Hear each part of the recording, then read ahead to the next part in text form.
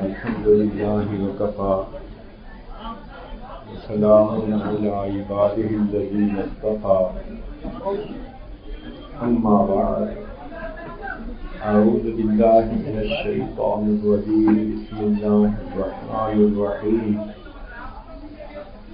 من يعرف أن يجز به وقال الله تعالى في مقام آخر ما أصابكم من مصيبة فبما كسبت أيديكم وقال الله تعالى في مقام آخر ظهر الفساد في البر والبحر بما كسبت أيدي الناس سبحان ربك رب العزة عما يصفون وسلام على المرسلين والحمد لله رب العالمين اللهم صل على سيدنا محمد وعلى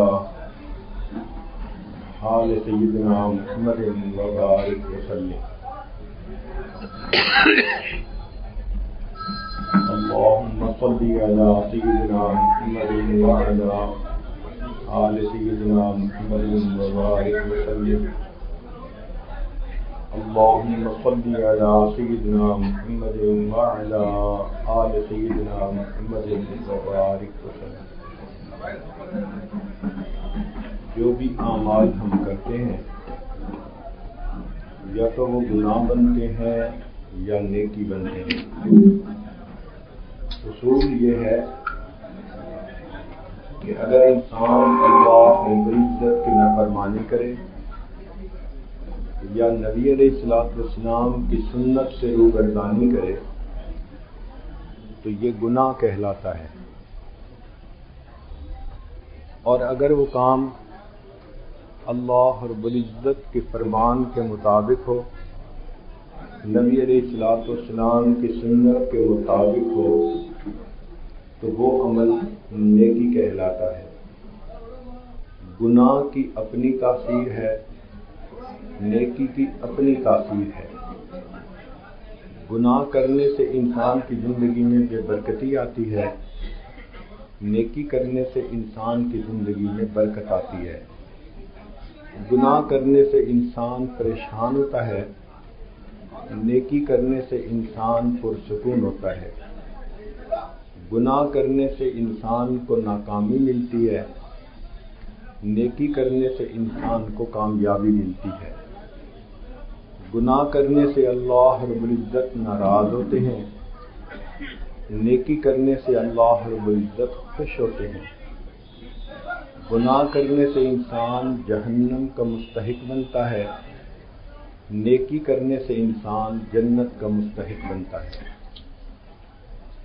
جس طرح درخت کو اپنے پھل وزنی معلوم نہیں ہوتے، انسان کو بھی اپنے گناہ برے معلوم نہیں ہوتے. کتنی بات ہے کہ دوسرے بندے کے بارے میں دل میں شک آ جائے کہ وہ گناہ کرتا ہے تو انسان اس سے نفرت شروع کر دیتا ہے، جبکہ اپنے بارے میں یقین ہوتا ہے کہ میں فلاں فلاں گناہ کرتا ہوں، پھر بھی انسان اپنے نفس سے محبت کرتا ہے. گناہ کی مثال کینسر کے زخم کی مانند ہے. کسی کے جسم میں زخم ہو کینسر کا تو اس کا ایک ہی علاج ہے کہ اس کو آپریٹ کروا دیا جائے اور اس کو جسم سے نکال دیا جائے. گناہ کا ایک ہی حل ہے کہ اس کو چھوڑ دیا جائے. اگر کینسر کے زخم کو رہنے دیا جائے گا تو یہ پھیلے گا حتیٰ کہ انسان موت کے منہ میں چلا جائے گا.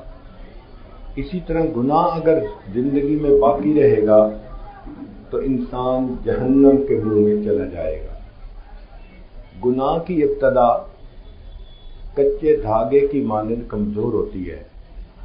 شروع میں گناہ کا چھوڑنا آسان ہوتا ہے، وقت کے ساتھ ساتھ جب عادت پختہ ہوتی ہے پھر گناہ کا چھوڑنا مشکل کام ہوتا ہے.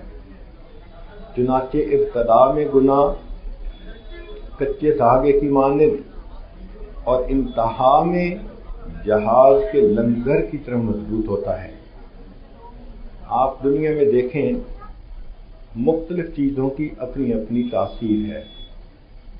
برف ٹھنڈی ہوگی، آگ گرم ہوگی، پانی انسان کے جسم کو گیلا کرے گا۔ اسی طرح گناہ کے اندر بھی ایک تاثیر ہے کہ وہ انسان کے دل کو پریشان کرتا ہے۔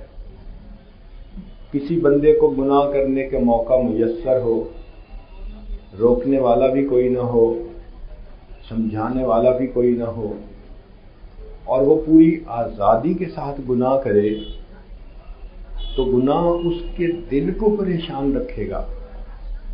کتنی ہی کامیابی سے گناہ کیوں نہ کیا جائے، گناہ انسان کے دل کو پریشان کر دیتا ہے۔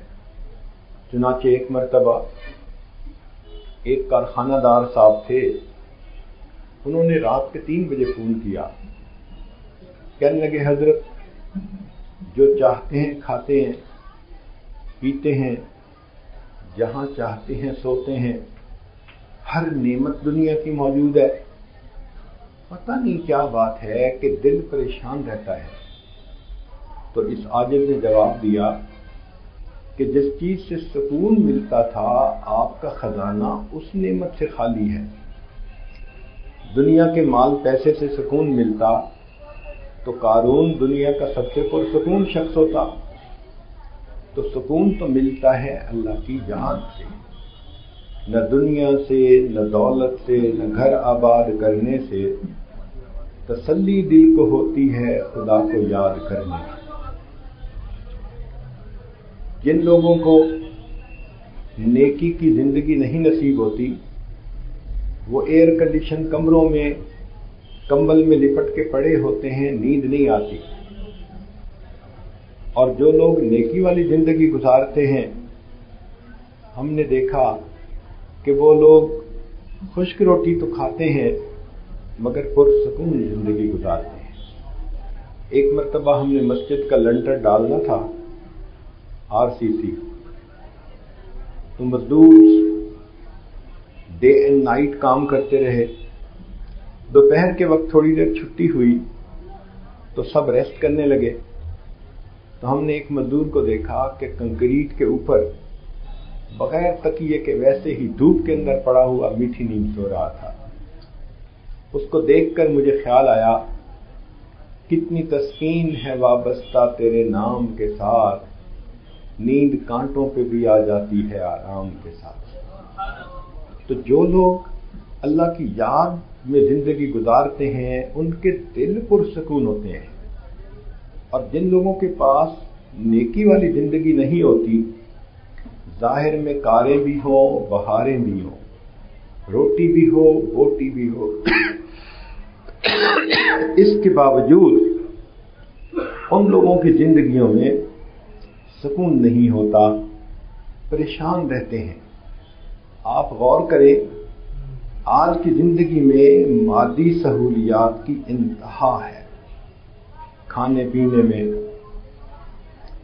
اتنی ڈشز کے گننی مشکل ہو جاتی ہیں، پینے کے لیے اتنے جوسز ہیں کہ انسان حیران ہو جاتا ہے۔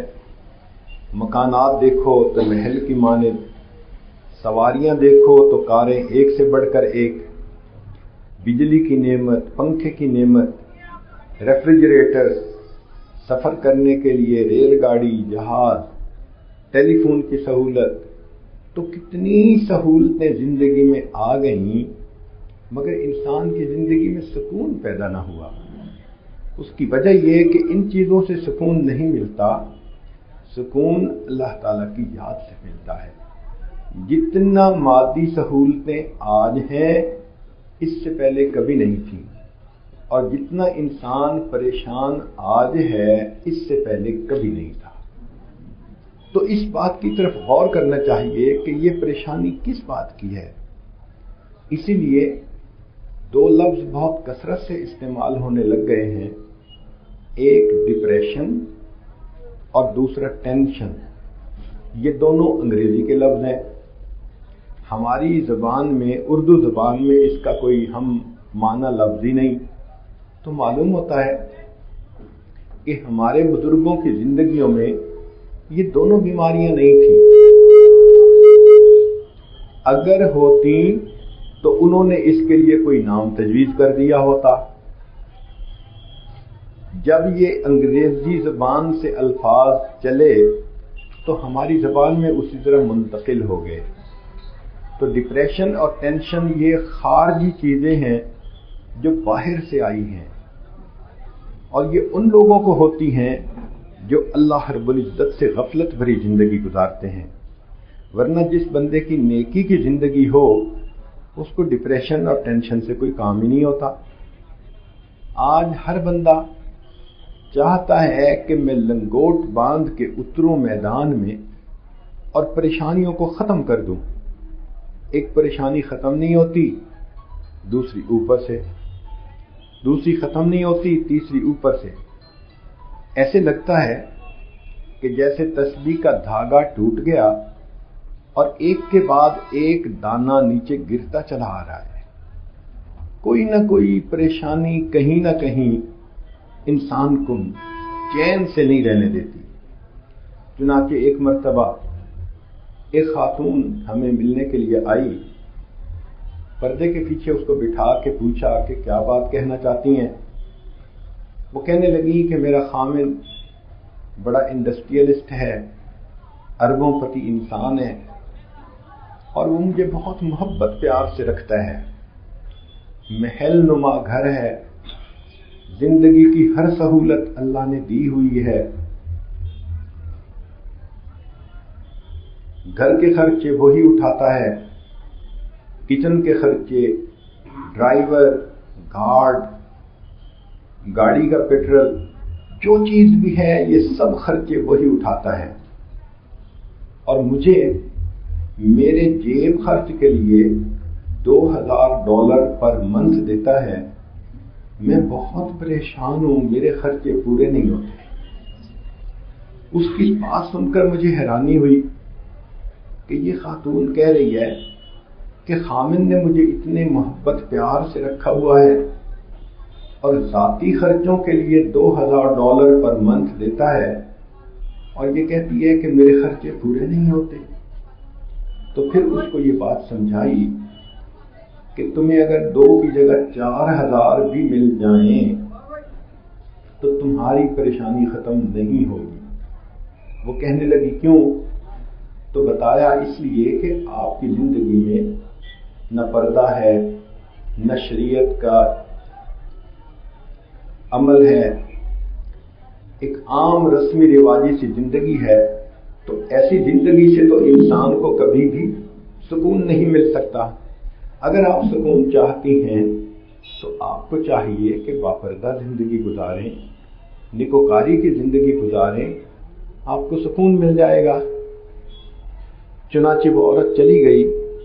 کوئی 2 مہینے کے بعد اس نے فون کیا اور کہنے لگی کہ میں اس قدر پرسکون زندگی گزار رہی ہوں کہ میں آپ کو پورے الفاظ میں بتا بھی نہیں سکتی. اور یہ بھی کہنا چاہتی ہوں کہ وہ جو $2000 مجھے دیتے تھے میرے میاں، میرے خرچے تو 500-700 میں پورے ہو جاتے ہیں، اور بقیہ پیسہ میں غریبوں، بیواؤں اور یتیموں میں تقسیم کر دیتی ہوں. میں بہت پرسکون زندگی گزار رہی ہوں. تو سکون ملتا ہے اللہ رب العزت کی یاد سے، سکون ملتا ہے نیکوکاری کرنے سے. اگر انسان گناہ کرے گا، کیا مصیبت یہ، اگر انسان گناہ کرے گا تو گناہ انسان کو کسی نہ کسی طرح پریشان رکھے گا. گناہ انسان کو کسی نہ کسی طرح پریشان رکھے گا، چاہے اس کے پاس عہدہ ہو، کرسی ہو، مال ہو، دنیا کی شہرت ہو، مگر اس کا دل بے سکون ہوگا. دل کا سکون ملتا ہے اللہ کی یاد کے ساتھ. اللہ تعالیٰ نے قرآن مجید میں فرما دیا، الا بذکر اللہ تطمئن القلوب، جان لو اللہ تعالیٰ کی یاد کے ساتھ دلوں کا اطمینان وابستہ ہے. جب انسان گناہ کرتا ہے، من مانی کی زندگی گزارتا ہے، اللہ تعالیٰ اس کے رزق میں، وقت میں، صحت میں سے برکت نکال لیتے ہیں. صحت میں سے برکت نکل جاتی ہے. گھر کا کوئی نہ کوئی بندہ ڈاکٹر کے پاس جاتا رہتا ہے.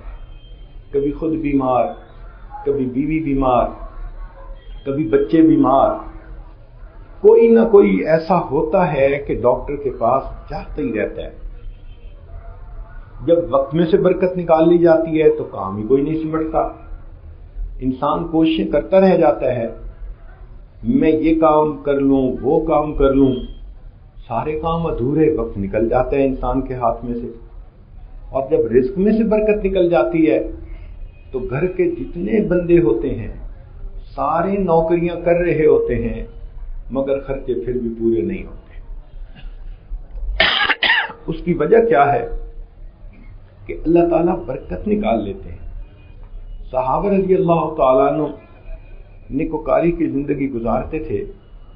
اللہ رب العزت نے ان کے رزق میں برکتیں عطا فرمائی تھی. چنانچہ ایک واقعہ میں اکثر دوستوں کو سناتا ہوں کہ ایک صحابی قضاء حاجت کے لیے باہر تشریف لے گئے. جہاں وہ پیشاب کرنے کے لیے بیٹھے قریب ایک سوراخ تھا زمین میں، اس میں سے چوہا نکلا. چوہے کے سوراخ کو بل کہتے ہیں. تو بل میں سے چوہا نکلا اور اس نے درہم دینار اس کے منہ میں تھے باہر رکھ دیا. پھر گیا، پھر دوسرا دینار رکھ دیا، پھر تیسری مرتبہ تیسرا دینار نکال کے لایا. یہ صحابی جب اپنی ضرورت سے فارغ ہوئے تو یہ حیران ہوئے کہ ان کے سامنے 3-4 دینار پڑے تھے. انہوں نے ان کو اٹھا لیا. صحابہ رضی اللہ عنہم کی ایک خوبصورت عادت تھی کہ ہر نئی پیش آنے والی بات کو وہ نبی علیہ الصلوۃ والسلام سے پوچھا کرتے تھے. چنانچہ انہوں نے نبی علیہ الصلوۃ والسلام سے آ کر پوچھا، اے اللہ کے حبیب صلی اللہ علیہ وسلم، میرے ساتھ یہ واقعہ پیش آیا، آپ بتائیے میرے لیے ان پیسوں کا استعمال جائز ہے یا نہیں؟ تو نبی علیہ السلام نے بتلایا کہ یہ اللہ نے تمہیں غیب سے رزق دینے کا بندوبست کیا ہے. جب ہم یہ واقعہ پڑھتے ہیں تو سوچتے ہیں کہ غور کیجئے، صحابہ رضی اللہ عنہ کو بلوں سے رزق ملتا تھا اور آج ہمیں مہینے میں جو رزق ملتا ہے وہ سب بلوں میں چلا جاتا ہے. یہ بجلی کا بل، یہ گیس کا بل، یہ ڈیزل کا بل، یہ انشورنس کا بل، یہ ڈاکٹر کا بل، وہ بلوں میں ہی سب کچھ دے بیٹھتے ہیں، ہاتھ میں ہمارے کچھ بھی نہیں بچتا. اس کی وجہ یہ ہوتی ہے کہ رزق کے اندر برکت نہیں ہوتی. جنید بغدادی رحمۃ اللہ علیہ کے پاس ایک آدمی آیا، حضرت میں حج کے لیے جا رہا ہوں. تو حضرت نے اس کو چونی دے دی، بھئی یہ لے جاؤ، ضرورت ہو تو خرچ کر لینا. چنانچہ وہ اپنے ساتھ چونی لے کر چلا. جب گاؤں کے باہر نکلا تو ایک قافلے والے جا رہے تھے. سلام دعا ہوئی. انہوں نے کہا کہ تم نے اگر حج پر جانا ہے تو ایک اونٹ ہمارے پاس خالی ہے، اس پہ بیٹھ جاؤ. یہ اونٹ پہ سوار ہو گئے. قافلے والے سارا راستہ ان کی مہمان نوازی بھی کرتے رہے اور انہوں نے بڑے اچھے طریقے سے حج ادا کیا. واپس آنے لگے تو ایک اور قافلے والے نے کہہ دیا کہ ہمارے ساتھ ایک حاجی صاحب آئے تھے، فوت ہو گئے، ان کا اونٹ خالی جائے گا، آپ جانا چاہتے ہیں تو ہمارے ساتھ آ جائیں. وہ ان کے ساتھ ہو لیا. اب واپسی پہ ان قافلے والوں نے ان کی خوب خدمت کی، مہمان نوازی کی، حتیٰ کہ ان کو لا کر انہوں نے گاؤں میں اتار دیا. یہ جنید بغدادی رحمۃ اللہ علیہ کو ملنے کے لیے آئے.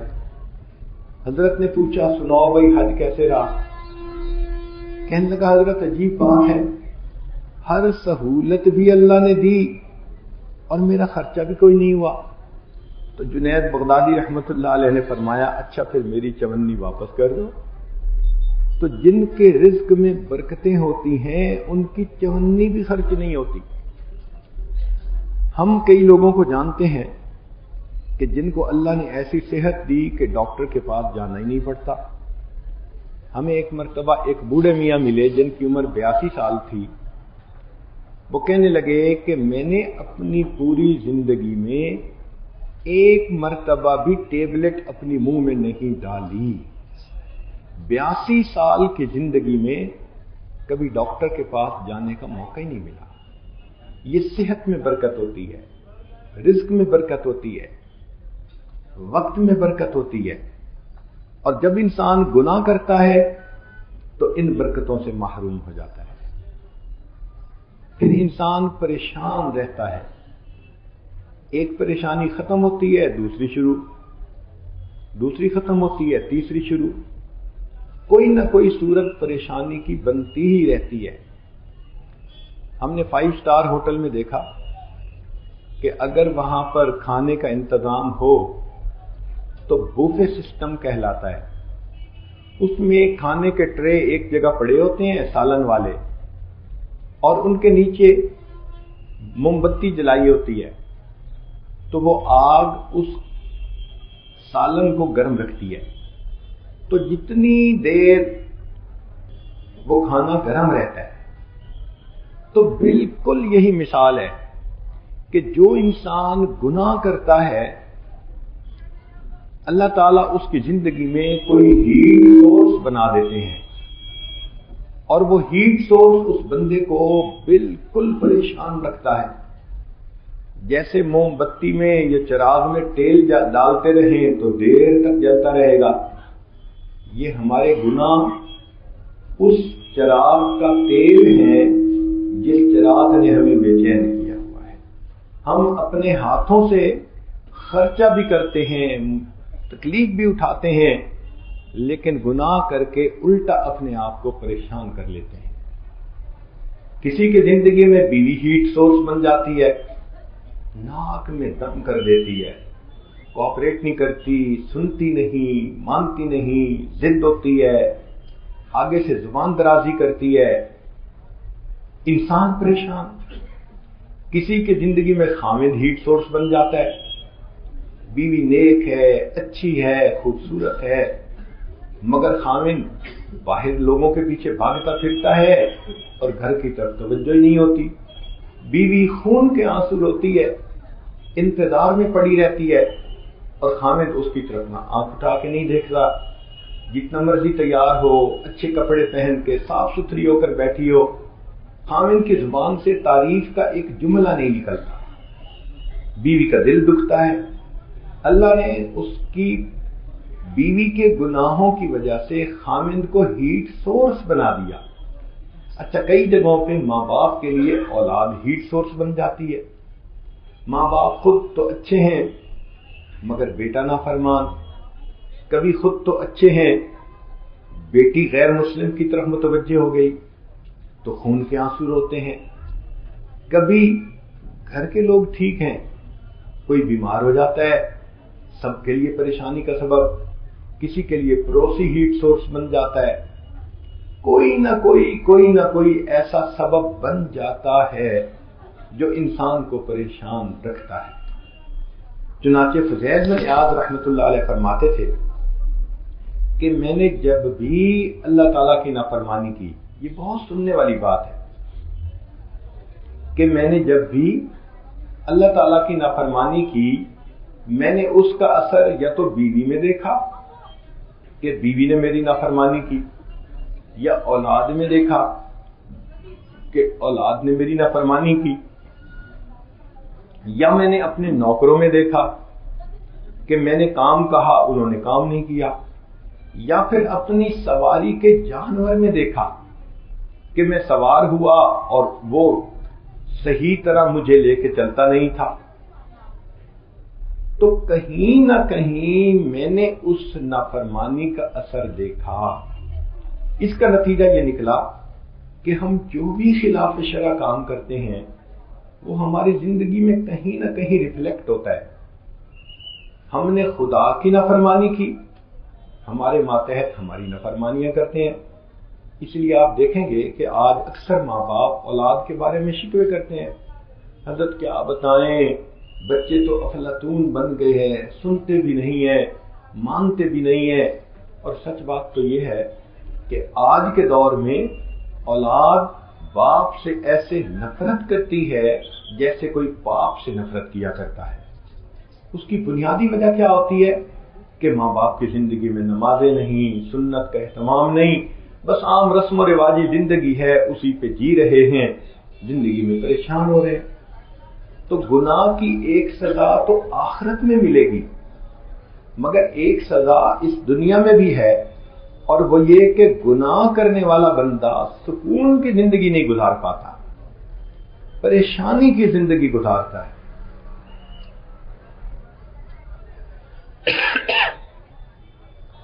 اللہ تعالیٰ ارشاد فرماتے ہیں مَن یعمل سوءًا یجز بہ، جو بھی کوئی گناہ کرے گا اس کو اس کا بدلہ مل کر رہے گا۔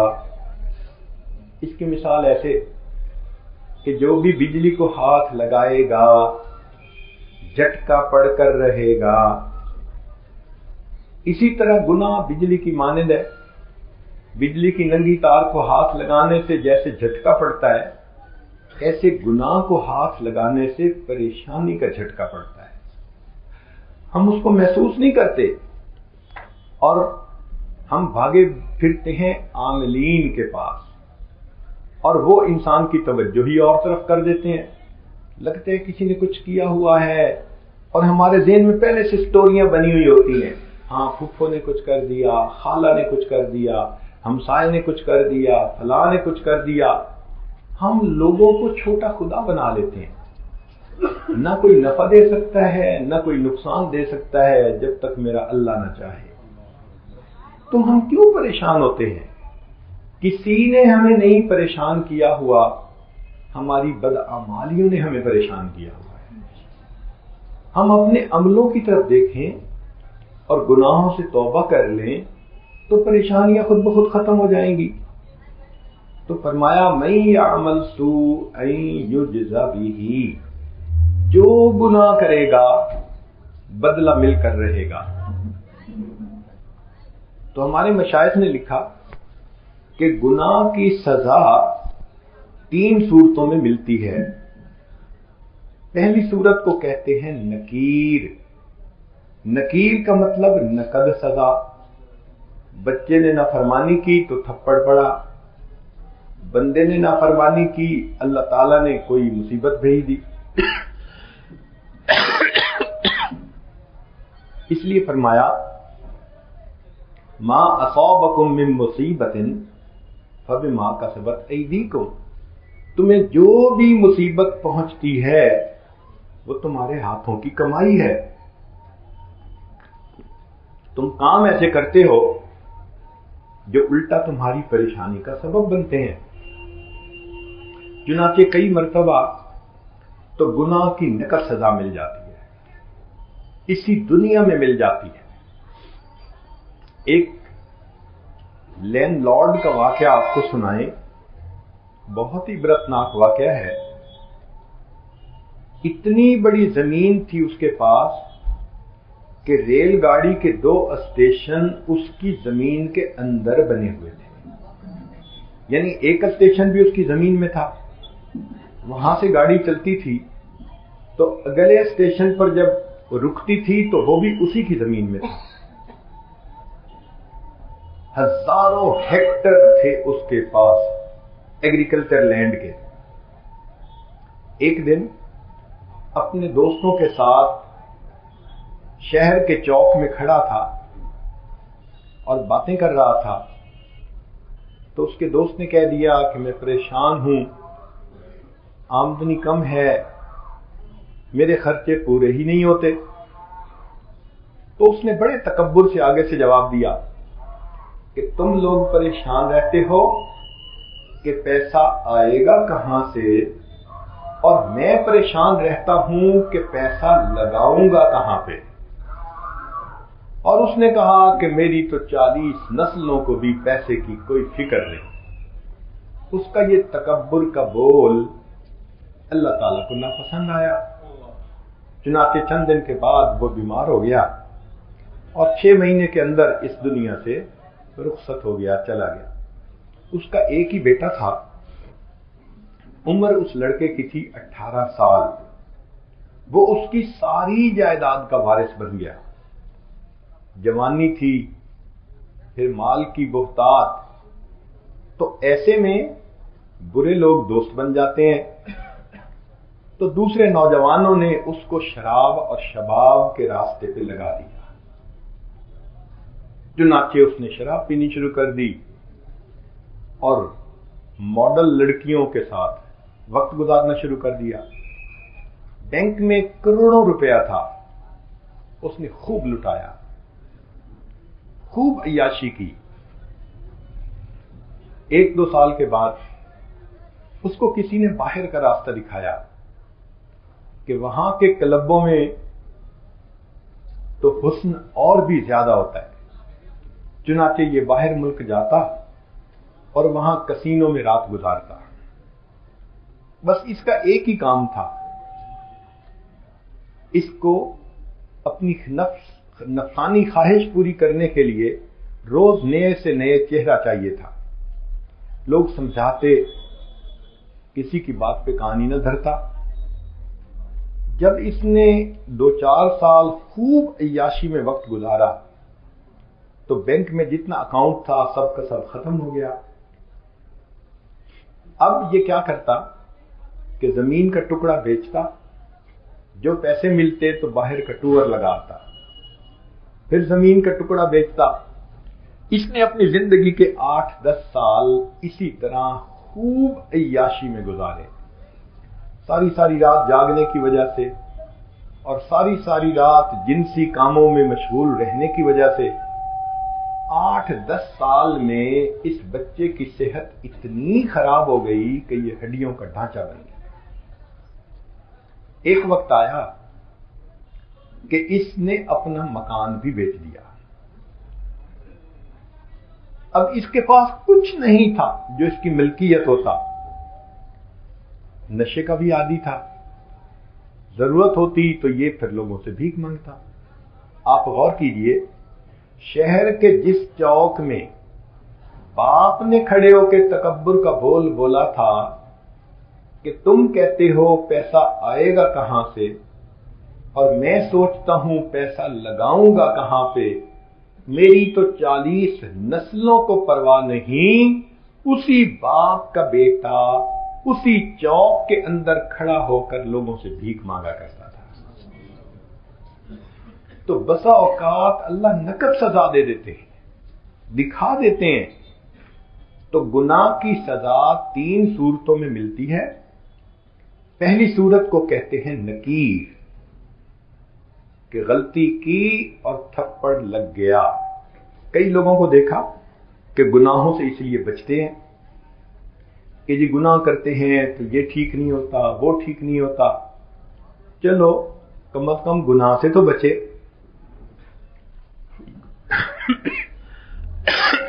گناہ کی سزا ایک دوسری صورت ہے، اس کو کہتے ہیں تاخیر،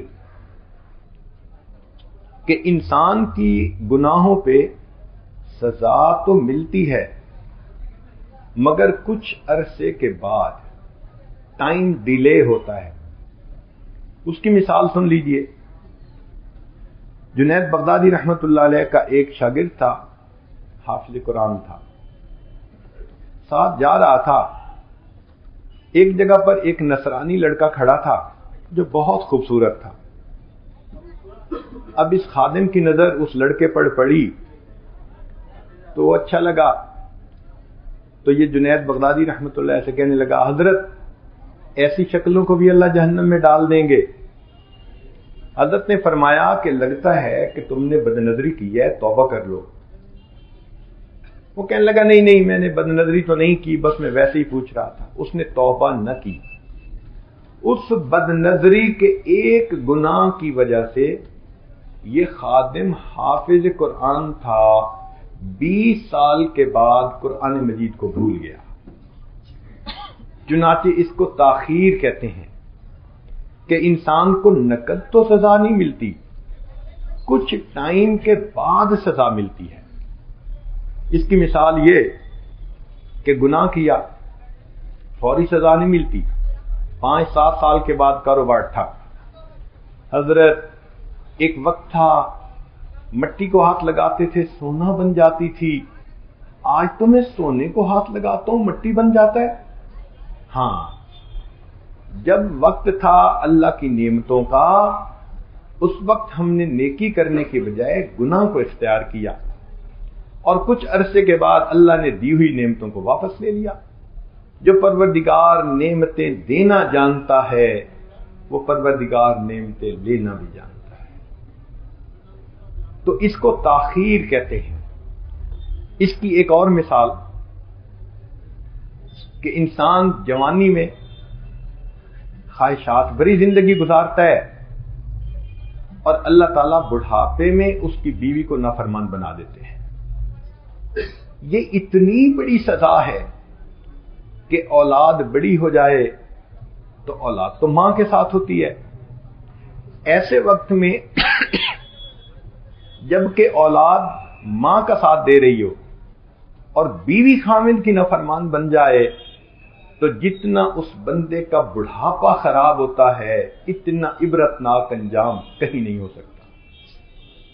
ये जवानी की कोताहियों की सजा अल्लाह ने बुढ़ापे में आकर दे दी। हाथों की कमाई तो पहली सूरत को कहते हैं नकीर, नकद सजा मिलना। दूसरे को कहते हैं ताखीर, कुछ अरसे के बाद सजा मिलना। और तीसरे को कहते हैं खुफिया तदबीर, कि अल्लाह ताला गुनाह करने की वजह से बंदे से खफा हो जाते हैं, वो फिर ऐसे उसको सजा देते हैं कि उसको पता भी नहीं चलता। मिसाल के तौर पे काम अधूरे। हजरत, बस मैं डील करता हूं और डील होते होते रह जाती है, काम कारोबार चल ही नहीं रहा। हजरत, मैंने 4 कंटेनर बाहर एक्सपोर्ट किए, एक फलां जगह रुक गया, 2 फलां जगह रुक गए और मुझे उनसे वापस पैसे ही नहीं मिलते। ये अल्लाह रब्बुल इज्जत की खुफिया तदबीर होती है कि बंदे के कामों को ऐसे नामुकम्मल कर दिया जाता है कि उसको काम मुकम्मल करने की तौफीक ही नहीं हो पाती। चुनाचे घर में 3 जवान बच्चियां हैं, रिश्ते नहीं आते। बच्चियां शक्ल की भी अच्छी, अकल की भी अच्छी, लिखी पढ़ी भी हैं। लोग आते हैं और देख के तारीफें भी करते हैं, फिर वापस जाके दोबारा नाम ही नहीं लेते। अब जिस आदमी के घर में 3 बच्चियां जवान हो और उसके पास बच्चियों के रिश्ते ना आए, तो जो मां बाप का दिल दुखी होता है, वो दूसरा बंदा उसका अंदाजा भी नहीं लगा सकता। बेटी की नेमत है ना, ये तो नहीं हो सकता कि खुद हाथ पकड़ के किसी के पास छोड़ आए। उसकी तो तमन्ना यही होती है ना कि कोई मेरे पास आके प्रपोज करे, कोई आता ही नहीं। दुखी परेशान बच्ची अलग रोती है, मां अलग रोती है, बाप परेशान होता है। ये अल्लाह ताला की खुफिया तदबीर होती है। इसके कामों को हमने मुकम्मल नहीं होने देना। अधूरे काम, जिस काम में हाथ डाले वही अधूरा। ये अल्लाह ताला की खुफिया तदबीर। और कई मर्तबा इंसान अमलों से ऐसे महरूम होता है कि पता भी नहीं चलता। बनी इसराइल का एक आलिम था, वो कहीं इन्वॉल्व हो गया। अब डरता भी था कि मैं गुनाह कबीरा करता हूं, कहीं मेरे ऊपर इसकी अजाब ना आए। तो वो इर्द गिर्द जरा देखता, जो नेमतें उसके पास थीं वो सारी उसी तरह। तो वो हैरान भी होता कि मैं गुनाह भी कर रहा हूं और नेमतें भी सलामत हैं। तो एक दिन उसने कहा, या अल्लाह, तू कितना हिल्म वाला है, मैं तो गुनाह कर रहा हूं और आपने अपनी नेमतें उसी तरह बाकी रखी हुई हैं। तो इल्हाम हुआ, मेरे बंदे, नेमतें तेरे ऊपर उसी तरह नहीं, तू नेमतों से महरूम हो रहा है, तुझे उसका पता नहीं चल रहा। या अल्लाह, मैं किस नेमत से महरूम हुआ? तो इल्हाम हुआ कि जिस दिन से तूने कबीरा गुनाह करना शुरू किया, ہم نے اس دن سے رات کے آخری پہر میں مناجات میں جو تو رویا کرتا تھا اس نعمت سے تمہیں محروم کر دیا۔ تب اس کو پتہ چلا کہ واقعی گناہ کے دنوں میں مجھے رونا ہی نہیں آتا تھا۔ کیا پتا یہ گناہ کی سزا ہو کہ تکبیر اولیٰ کی توفیق نہیں، یہ گناہ کی سزا ہے کہ تہجد کی توفیق نہیں۔ آج تو ہم یہ سوچتے ہیں نا ہم تہجد نہیں پڑھتے، ایسی بات نہیں ہے۔ یوں سوچیں کہ میرے اعمال ایسے ہیں کہ تہجد کا وقت اللہ کے پیارے بندوں کے اٹھنے کا وقت ہوتا ہے، اس وقت اللہ تعالیٰ میری شکل کو دیکھنا بھی پسند نہیں فرماتے،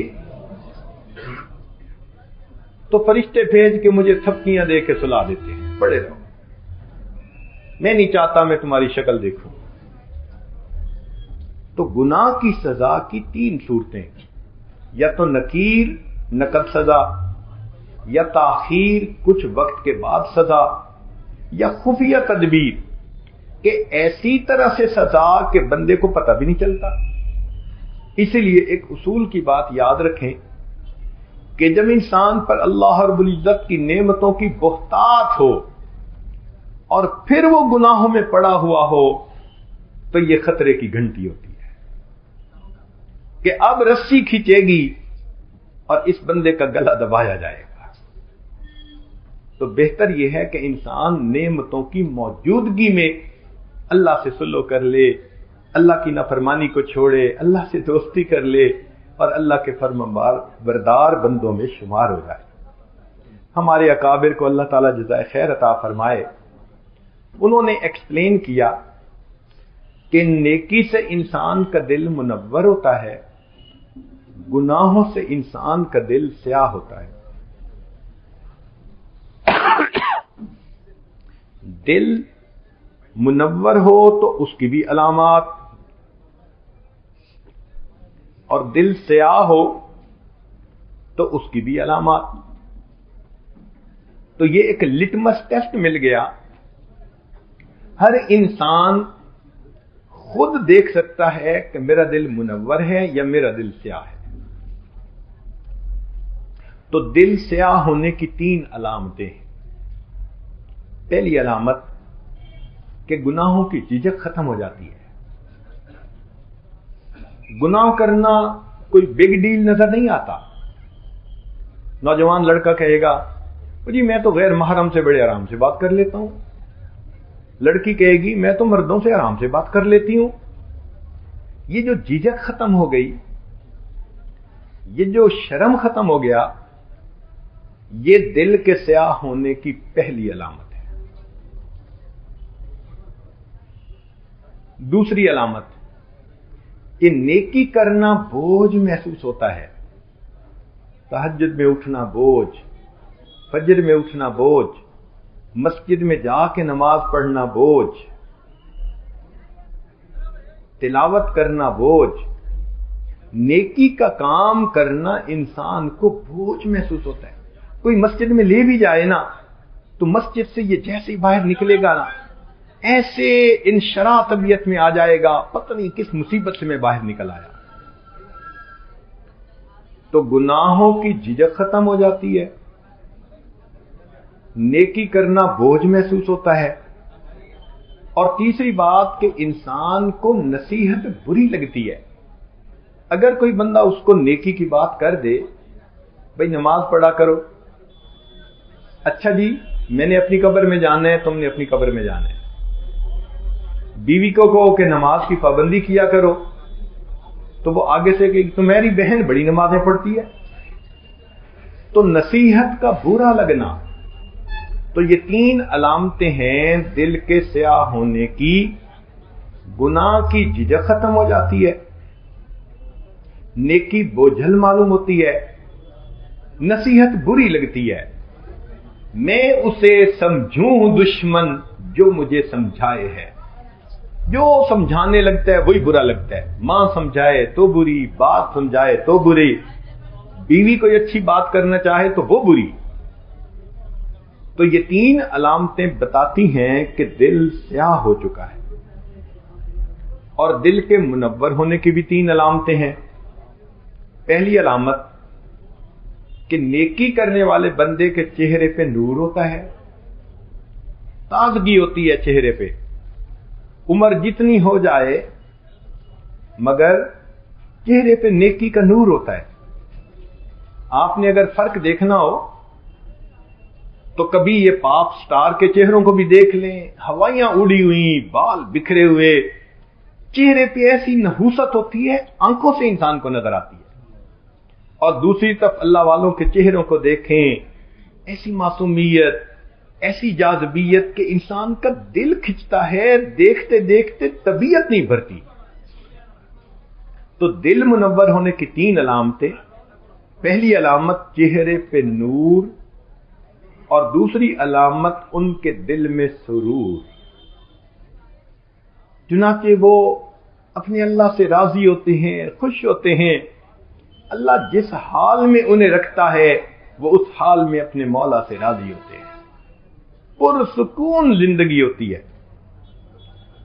اور تیسری بات کہ پھر ان کے کاموں میں اللہ تعالیٰ کی مدد ہوتی ہے، چنانچہ جو کام وہ کرنا چاہیں کڑیاں ہی جڑتی چلی جاتی ہیں، خود بخود کام ہو جاتے ہیں، ایسے لگتا ہے کوئی غیبی طاقت ان کے کاموں کو سیدھا کر دیتی ہے۔ تو 3 علامتیں دل کے سیاہ ہونے کی اور 3 علامتیں دل کے منور ہونے کی۔ منور ہونے کی علامتیں دل میں سرور، چہرے پہ نور، کاموں میں اللہ رب العزت کی مدد۔ تو ہم کوشش کریں کہ ہم اپنے سیاہ دلوں کو منور بنائیں، گناہوں سے توبہ کر کے اللہ سے اپنا تعلق جوڑیں اور ایک نئی زندگی گزارنے کا آج دل میں ارادہ کریں۔ حضرت مفتی محمد شفیع رحمۃ اللہ علیہ نے ایک عجیب بات لکھی ہے، توجہ سے سنیے چونکہ یہ عاجز اپنی بات کو مکمل کرنا چاہتا ہے۔ وہ فرماتے ہیں کہ قرآن مجید میں اللہ تعالیٰ کا فرمان ہے، مَن یعمل سوءًا یجز بہ، جو بھی گناہ کرے گا اس کو بدلہ مل کر رہے گا۔ تو فرماتے ہیں کہ گناہ کا بدلہ آگ میں جلنا ہے، لہذا جو بندہ بھی گناہ کرے گا اس کو آگ میں جلنا پڑے گا۔ جو بندہ بھی گناہ کرے گا اس کو اس گناہ کی وجہ سے آگ میں جلنا پڑے گا۔ مگر فرماتے ہیں آگ ہے 2 قسم کی، ایک آگ تو یہ ہے کہ دنیا میں اس گناہ پر ندامت ہو، شرمندگی ہو، اور انسان کا دل کڑھے کہ میں نے کیوں گناہ کیا، اس کو ندامت کی آگ کہتے ہیں۔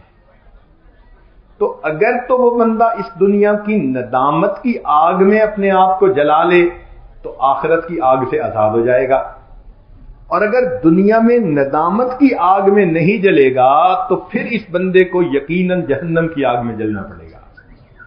اب دونوں میں سے جو آسان ہے اس کو اختیار کیجئے۔ ہم وہ لوگ ہیں دھوپ کی گرمی تو ہم سے برداشت نہیں ہوتی، جہنم کی گرمی کیسے برداشت ہوگی؟ عورتیں کھانا بناتے ہوئے کبھی انگلی جلا بیٹھیں، 1 مہینہ تک اس کی درد نہیں جاتی، انگلی کے جلنے پہ اتنی سزا ہے، جب پورا جسم آگ میں جل رہا ہوگا اس وقت تو وہاں کوئی ساتھی بھی نہیں ہوگا۔ اب تو گھبرا کے یہ کہتے ہیں کہ مر جائیں گے، مر کے بھی چین نہ پایا تو کدھر جائیں گے۔ تو آج وقت ہے ہم اپنے گناہوں سے سچی پکی توبہ کر لیں، اپنے اللہ سے دوستی کر لیں، اللہ کے فرمانبردار بندوں میں شامل ہو جائیں اور آئندہ نیکوکاری کی زندگی گزاریں۔ اللہ تعالیٰ ہمیں اپنے مقبول بندوں میں شامل فرمائے۔ وآخر دعوانا ان الحمد للہ رب العالمین۔ جتنے مرد ہیں یا عورتیں ہیں تھوڑی دیر آنکھوں کو بند کر لیں، سر کو جھکا لیں، دنیا اور جو کچھ دنیا میں ہے ہٹ کٹ کے اللہ رب العزت کی طرف متوجہ ہو جائیں۔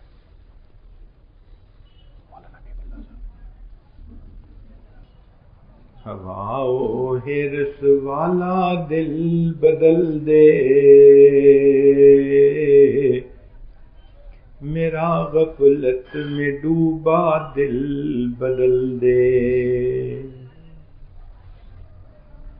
ہوا و حرص والا دل بدل دے، میرا غفلت میں ڈوبا دل بدل دے، بدل دے دل کی دنیا دل بدل دے، خدایا فضل فرما دل بدل دے، گنہگاری میں کب تک عمر کاٹوں، بدل دے میرا رستہ دل بدل دے، سنوں میں نام تیرا دھڑکنوں میں، مزہ آ جائے مولا دل بدل دے، ہٹا لوں آنکھ اپنی ماں سوا سے، جیوں میں تیری خاطر دل بدل دے، جو ہو دیدار تیرا روز محشر، تو دیکھے مسکرا کر دل بدل دے، پڑا ہوں تیرے در پر دل شکستہ، رہوں کیوں دل شکستہ دل بدل دے، یہ کیسا دل ہے سینے میں الہی، جو زندہ بھی ہے مردہ دل بدل دے، تیرا ہو جاؤں اتنی آرزو ہے، بس اتنی ہے تمنا دل بدل دے، میری فریاد سن لے میرے مولا، بنا لے اپنا بندہ دل بدل دے۔